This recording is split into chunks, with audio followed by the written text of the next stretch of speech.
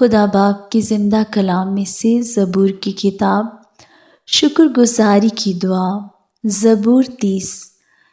اے خداوند، میں تیری تمجید کروں گا کیونکہ تو نے مجھے سرفراز کیا ہے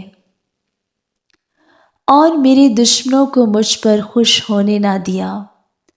اے خداوند میرے خدا، میں نے تجھ سے فریاد کی اور تو نے مجھے شفا بخشی۔ اے خداوند، تو میری جان کو پاتال سے نکال لایا ہے، تو نے مجھے زندہ رکھا ہے کہ غور میں نہ جاؤں۔ خداوند کی ستائش کرو، اے اس کے مقدسو، اور اس کے قدوس کو یاد کر کے شکر گزاری کرو، کیونکہ اس کا قہر دم بھر کا ہے، اس کا کرم عمر بھر کا۔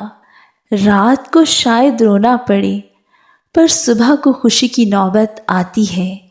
میں نے اپنی اقبال مندی کے وقت یہ کہا تھا کہ مجھے کبھی جنبش نہ ہوگی۔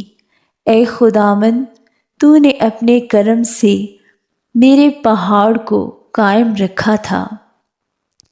جب تو نے اپنا چہرہ چھپایا تو میں گھبرا اٹھا۔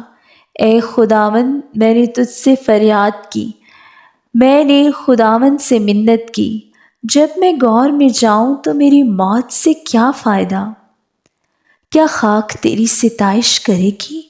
کیا وہ تیری سچائی کو بیان کرے گی؟ سن لے اے خداوند اور مجھ پر رحم کر۔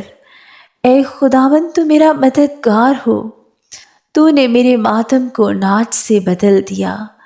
تو نے میرا ٹاٹ اتار ڈالا اور مجھے خوشی سے کمر بستہ کیا، تاکہ میری روح تیری مدح سرائی کرے اور چپ نہ رہے۔ اے خداوند میرے خدا، میں ہمیشہ تیرا شکر کرتا رہوں گا۔ آمین۔